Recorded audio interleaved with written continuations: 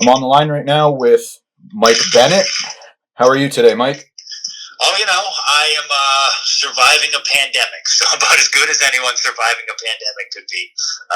No, I'm good. How are you? Best way to put it, surviving, just trying to keep Yeah. everybody happy. I have young kids at the house too, so... Oh, God love you, man. I know. I can feel the pain. Just, trying to keep them busy and not beating each other up. Yeah, exactly. Stay sane. That's all you can do right now. You were released a week ago now. A few months ago, Jesus. Has it been a week? Yeah. Holy shit, where does the time go? Okay, yeah, sorry, I didn't mean to interrupt. No problem. We might as well have as much fun with this as we can, Yeah, all things considered. But you publicly asked for your release a few months ago. You explained your position. You want to work more. You want to wrestle more. And, you stayed for a few more months. This wasn't your choice, but did you expect this release? Like, did anything change since you first requested it yourself? Like, take us through that. Yeah, so actually, a lot did kind of change. I asked for it in October because, like you said, I wanted to work, and it wasn't. And this is a hard thing to try to explain to people. It wasn't like an anti WWE. I want my release because I don't want to be here anymore.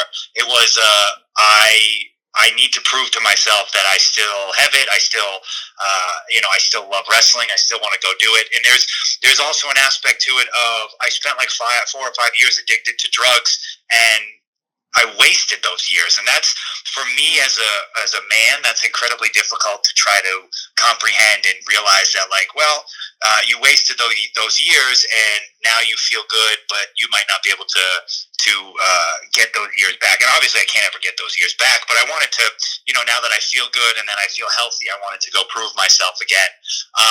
But yeah, so I asked for my release in October, and I didn't get it, but I had actually discussed things with the company, and I was going to start working down at NXT, teaming up with Tony Nese. And we were teaming up on NXT live events. We were teaming up on 205. And it was going really good. It was the most fun I'd had since I got there. I love teaming with Tony. He's fantastic. And I was really enjoying it.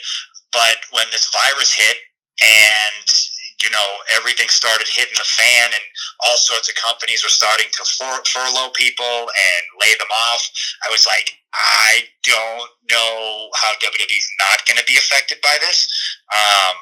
And so from about March on, I was kind of like, or maybe middle of March on, I was like, well, there's probably going to be releases at WWE, and if anyone's going to get released, it's probably going to be me, just because I had asked for my release, and they didn't do a lot with me, and so I was hoping that it wouldn't happen in a pandemic, and then there was also the part of me that was hoping maybe they wouldn't release my wife, because she never asked for her release and she just wanted to stay there, and so I was like, well, at least maybe they just released me but not my wife. But then the news hit. It was the both of us. They told us, what are you going to do? I mean, you can't go back in time. You can't, anything I say now won't change it. So you just move forward, and, you hope you can continue to make a living in professional wrestling.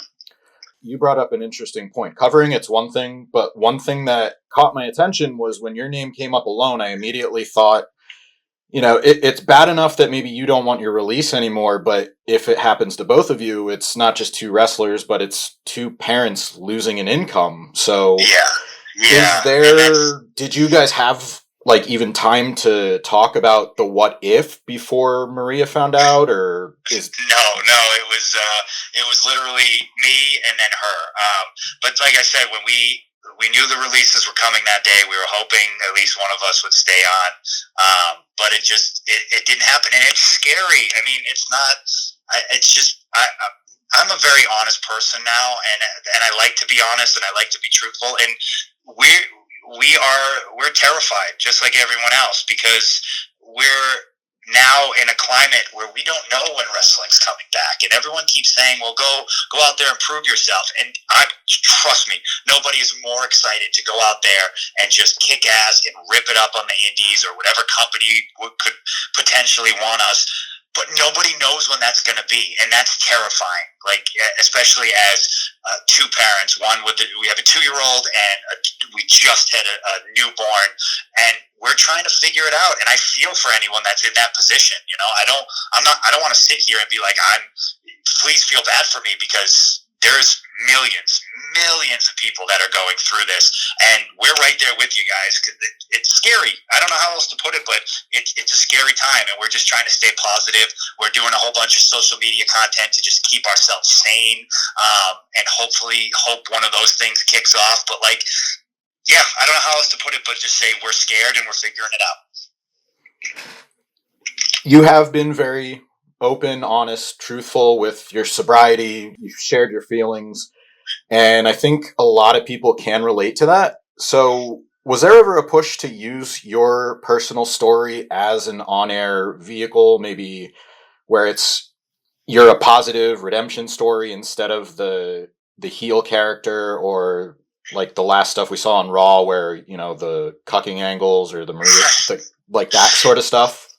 Yeah, no, I mean, I had gone to them, and I had told them, I was like, look, I'm willing to use my real life story to try to, I kind of viewed it as more of a vehicle to help people more than I did as I want to use this story to get over, because to me personally, my story of overcoming addiction and my sobriety now can help people more than, I didn't want to use it as like a storyline, quote unquote, to just push myself. I wanted it to be something where WWE could say, look, like, this guy started, this is where he was, and look how he turned his life around, and just use it as kind of a feel-good story. I never wanted to exploit it. I just wanted to use it to help people. Or I had asked them if I could go out on speaking engagements and do stuff like that. But I just don't know. I don't feel like it was the right time or the right place, because I felt like that was a topic WWE probably didn't want to touch at the moment. It's still a touchy subject. It's still tough to get people to talk about that there is even an opioid crisis or an addiction problem. So I can understand when like a major corporation probably wouldn't want to go that road right away. But to me, it's important because it's a serious problem. So again, I just wanted to use it as a way of being like, look, this can affect everybody, but even though it can affect everybody, there is a way out. And if you feel like there's not a light at the end of the tunnel, here, look at this person who has accomplished this and has overcome this. That was always my main goal. Yeah, and I want to clarify, I didn't mean to use it as a storyline, but just another...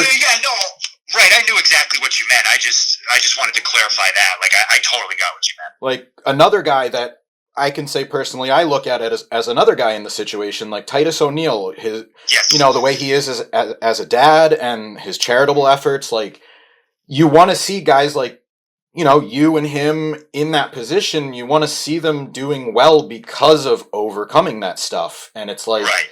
Why, especially in the face of these being real problems, like, and that's a question for somebody else, but why not use that to make your talent more relatable to the people watching you instead of always being that like larger than life thing? Yeah, 100%. And that was like we ended up just doing like a small video on .com or for digital, which I loved, and they had offered. They came up and asked me if I wanted to do it, and I was like, yeah. I was like, I want this. I would love to be this sort of an outlet for people, and I love the fact that you brought up Titus ONeil, because that's like a perfect example of he does so much stuff in his community, and he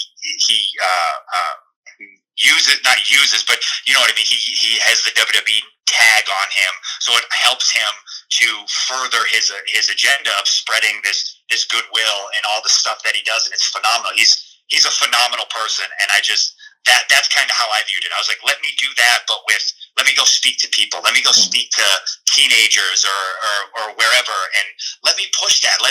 They might listen more if you label it WWE superstar Mike Kanellis is coming to talk to you about addiction as to just someone else that they might not have seen or know, or not that everyone knows who I am. But I just feel like with the WWE brand to it, if you push it like that, I just think it would be a hell of a thing to do, and it would help so many people out.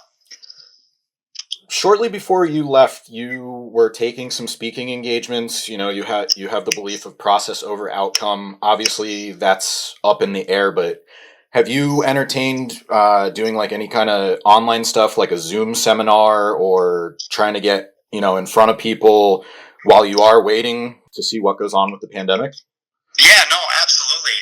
I did those speaking engagements. A lot of times I'll film videos just to say what I'm thinking at the time, or to just try to motivate people. Like I try not to come off as like just this BS social media influencer. Like that's not what I'm trying to portray. I'm just trying to, when I feel something or something clicks in my head, I like to just put it out there and have people be like, "Oh, that's a good idea," or "Oh no, shut up, Mike." I don't use it for clicks or views or likes. I like to express my opinion and my thoughts. And so much of the things that I have projected online is things that have helped me turn my life around. I've given up drugs. I've overcome because I used to be a terrible procrastinator, and through the things that I've learned just through surviving my addiction, I just try to help people with that aspect. And I've absolutely thought about it. You know, I've thought about maybe doing Instagram lives. I'm going to keep putting out the motivational videos on YouTube and on Twitter and Instagram. But yeah, me and Maria have had discussions, and she actually always says, she's like, go on Zoom and just hold a session or something. So it's something I'm looking into, especially with nothing but time right now. Mm-hmm. Getting back to what we did see on Raw, play out on WWE TV, the whole baby storyline, and like it was ridiculous. It seemed like it got more ridiculous each week, and it almost hot potatoed from you guys to the Rusevs to Drake Maverick, and then the 24/7 title got involved. Yep. And it almost seemed like it ended without a payoff. So, right. Was there a payoff to that? Like, how was it pitched to you? What was, can you kind of explain the idea behind that when it first got pitched? Yeah, so it originally started, we when it was pitched to us, we had just found out either the day before or 2 days before that we were pregnant. We had just gotten the news from the doctor, and we were just waiting for the right time to tell WWE. And it just so happened that 2 days later, usually we were going to tell them in person when we went to TV. So I think we found out on Wednesday we were pregnant, and then we talked to Paul Heyman on a Friday, and he called us and he pitched this idea of Maria and I working Becky and Seth, and he went through the whole thing.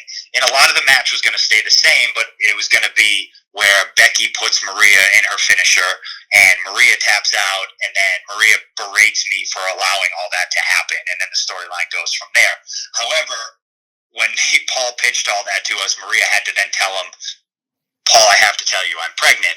And he went, oh, well, I guess we can't have you wrestle then. And we were like, well, no, probably not. And then it was kind of like a silence.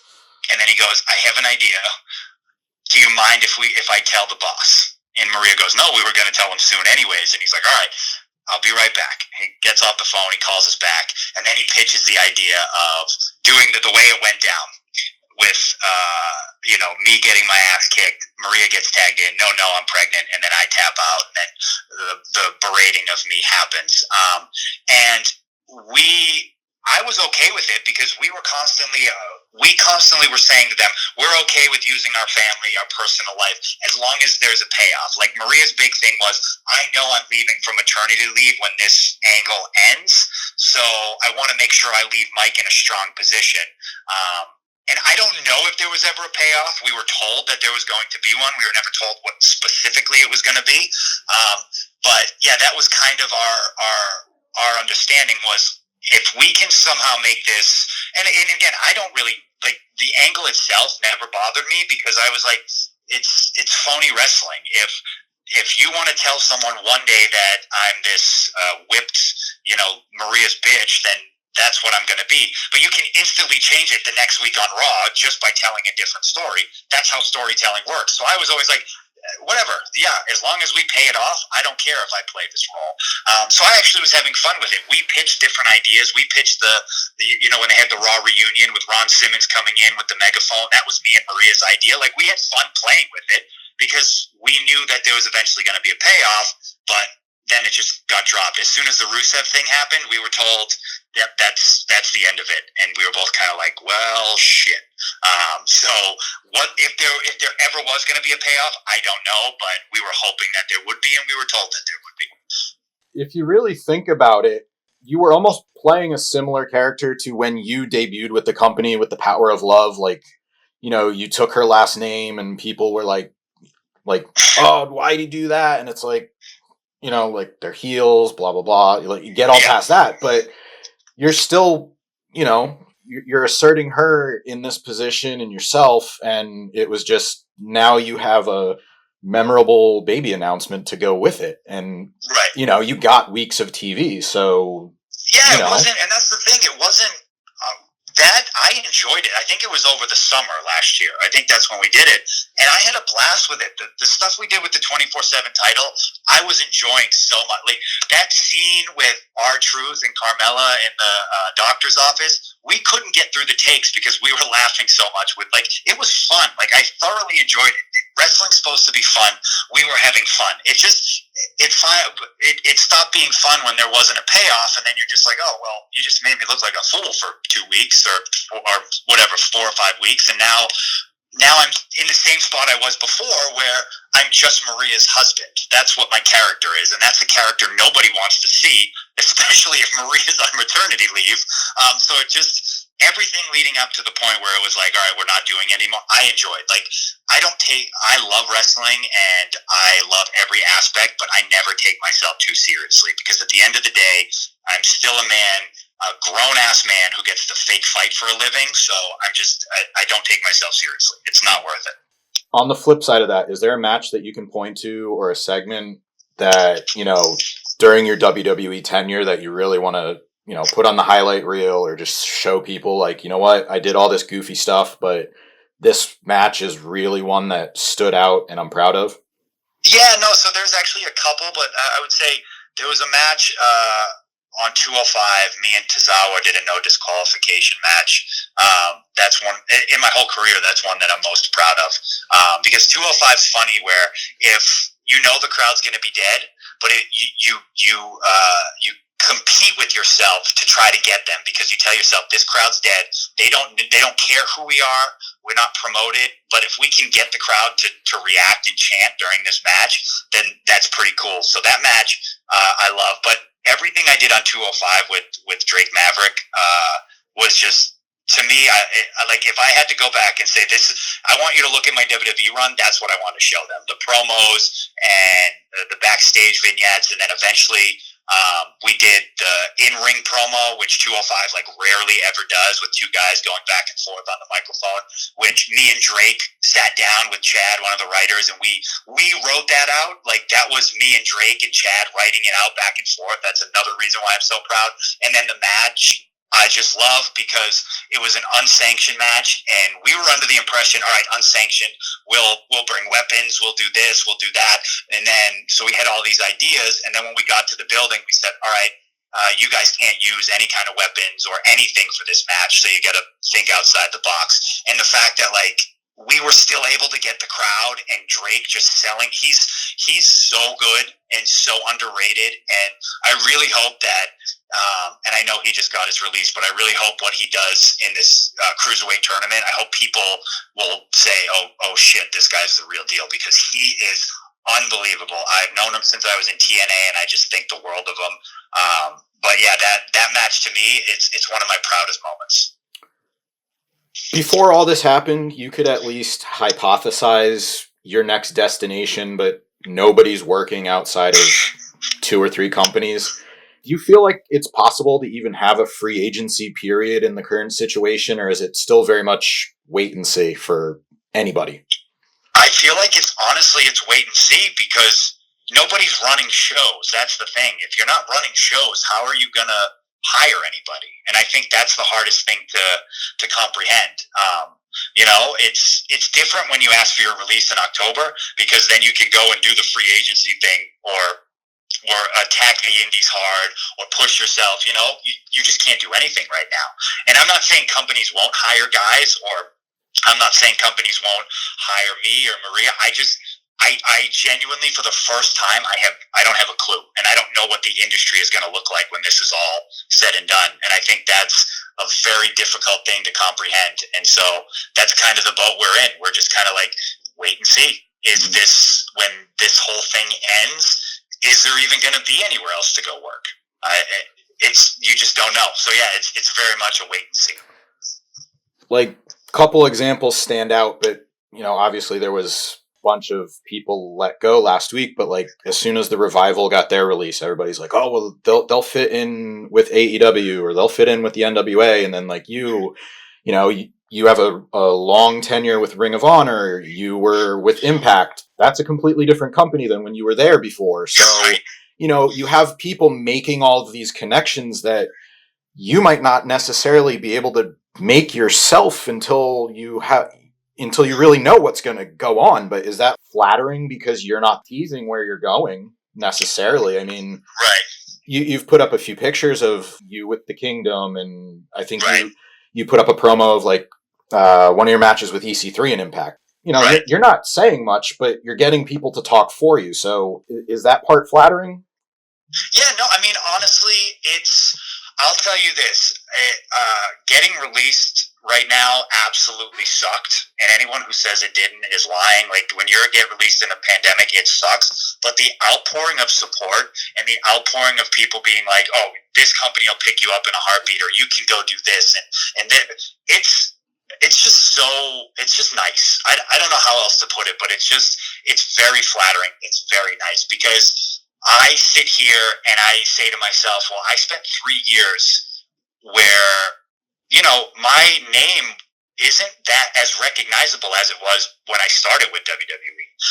So it's kind of scary for me to be like, well, I had this name before I started, but then I spent almost 3 years doing absolutely nothing. So I don't know what my name value is. And people are always like, oh, well, you can go here and you can go there. And I'm like, yes, those companies exist, but there's no guarantee that they want me. Do I have to now reprove myself? And if that's the case, I'll go to the indies and hit the ground running and reprove myself. Or do these companies want us or want all these guys, but they just can't? Why would they hire anybody right now? Because like you said with the Revival, those guys could go work anywhere. They're two of the best guys I've ever been in the ring with, but where do you go right now? What do you do?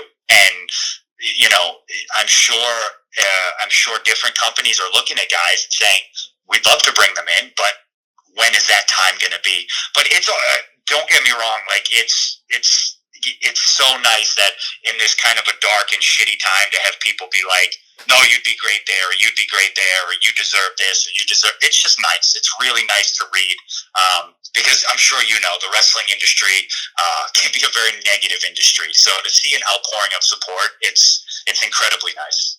You have a lot of positive things going on. We'll go back to that, because I've spent more than enough time, and so have you, on social media. The wrestling fan base can be fickle, to say it nicely. Fickle's a great word for it. But you have your non-essential wrestler shirt, which I love. Yep.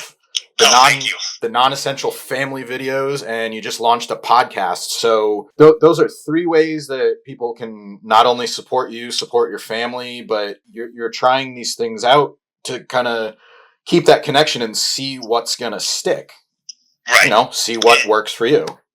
Yeah, and my wife brought up a good point, and I didn't even think about it, but there's no other way to stay relevant or to keep your name out there right now than social media, especially if you're not working for a major company. There's only a handful. I think WWE and AEW are really the only company that are like still doing broadcasts that haven't been seen before. So it's like, how do you keep your name out there where you can't be on a show, or you can't do an indie show or anything like that? The only way is through social media.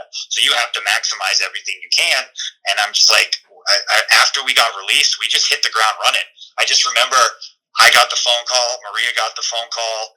We both hung up. We took about an hour to be like, holy shit, what the fuck are we going to do? And then it was just like, we looked at our kids, and then we went, all right, we got to figure it out, and we got to provide. So what can we do immediately that can keep us relevant? And it was social media. So we're like, all right, we're just going to push the hell out of social media, because what else can you do at this point? And that's kind of what we're doing. We're just hitting the ground running, trying a bunch of different stuff. And if it sucks, the fans will tell us it sucks. If it's good, they'll tell us it's good. So we'll keep up with the good and get rid of the suck.